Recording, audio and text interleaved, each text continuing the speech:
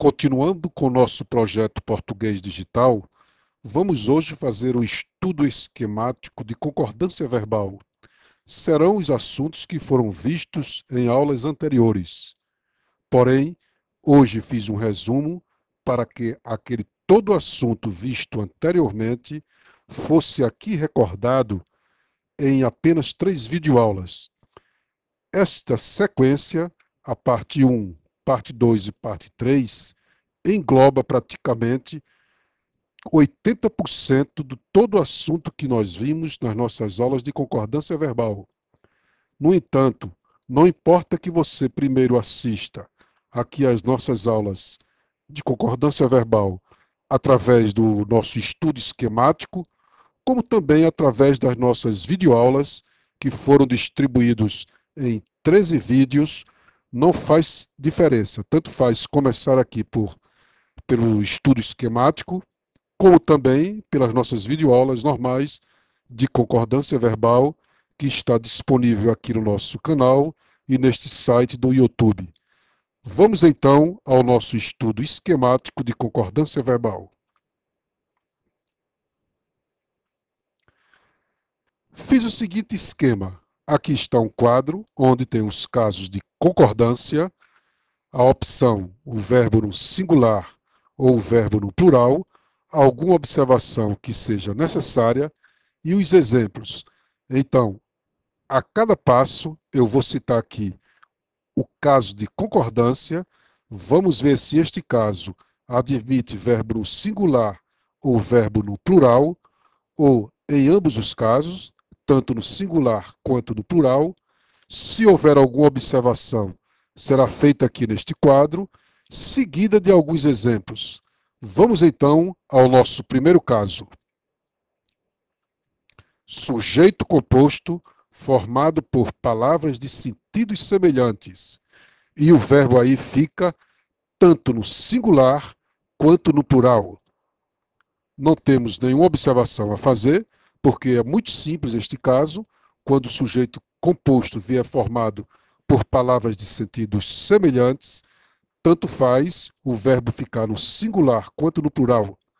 E aqui temos os exemplos. A miséria e a desgraça abateu aquele povo, ou a miséria e a desgraça abateram aquele povo. Em ambos os casos, em ambas colocações, o verbo abater, tanto no singular quanto no plural, esta formação está correta. Vamos ao nosso segundo caso. Núcleos de sujeito ligados por com. E aí, o verbo fica no singular, no plural ou em ambas colocações. O verbo fica sim no plural.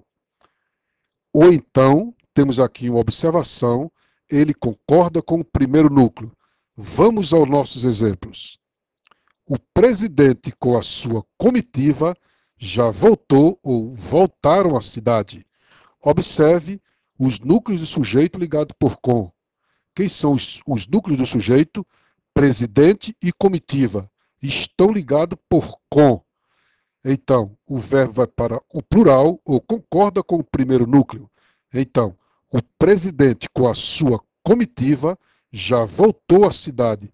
Neste caso, o verbo no singular está concordando com o primeiro núcleo, que é presidente, e está no singular. Ou então, colocamos o verbo no plural, o presidente com a sua comitiva já voltaram à cidade. Vamos a outro caso. Sujeito composto por infinitivos. O sujeito composto por verbos no infinitivo. Verbo no singular. Exemplo, cantar e dançar alegra a vida. Então aqui está o sujeito composto, cantar e dançar, formado por 2 verbos do infinitivo, e aí o verbo fica no singular.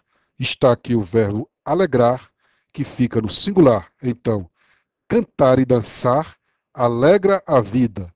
Nunca cantar e dançar alegram a vida. Outro caso. Sujeito composto por infinitivos de sentidos opostos. Observe o caso anterior. era simplesmente sujeito composto por infinitivos. No caso, cantar e dançar. Mas quando esses verbos que estão no infinitivo tiverem sentidos opostos, a situação muda. Então o verbo vai para o plural. E aqui está o exemplo. Subir e descer a escadaria divertiam a criançada. Subir, verbo infinitivo. Descer, verbo infinitivo. Porém, ambos estão com sentidos opostos, subir e descer.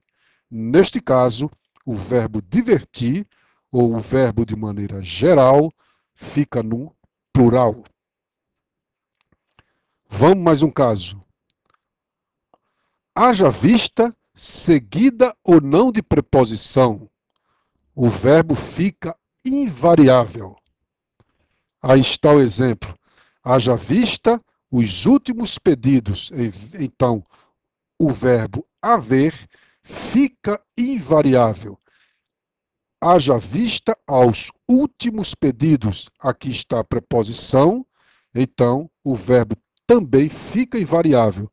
Portanto, temos aí a colocação do verbo, na colocação do verbo haver, na frase haja vista, fica invariável, quer venha seguida ou não de preposição. Haja vista sem preposição.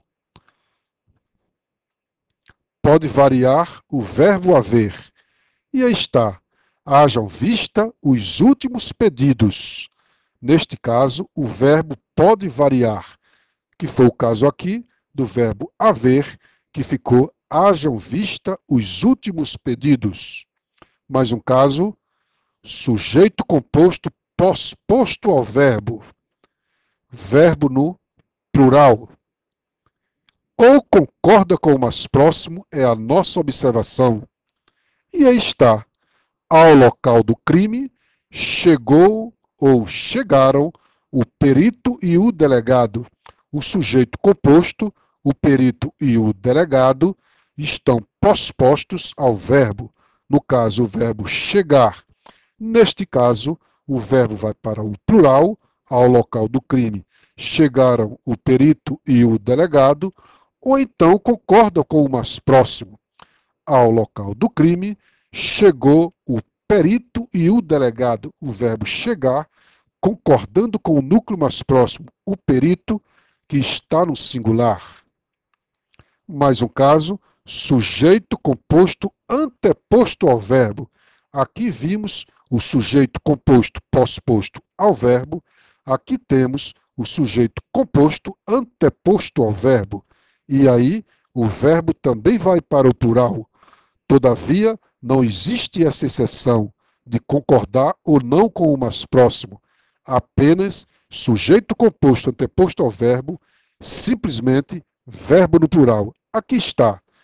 Pegamos a mesma frase e antepusemos o sujeito. O perito e o delegado chegaram ao local do crime. Como se vê, o sujeito composto, o perito e o delegado estão anteposto ao verbo, está anteposto ao verbo. Neste caso, simplesmente o verbo fica no plural. O perito e o delegado chegaram ao local do crime. E aqui terminamos, de maneira resumida, estes nossos primeiros casos de concordância verbal, fazendo um estudo esquemático de maneira mais prática e de fácil entendimento. Para que você prossiga fazendo esse estudo esquemático de concordância verbal, clique aqui neste retângulo que o site do YouTube te levará diretamente à nossa parte 2.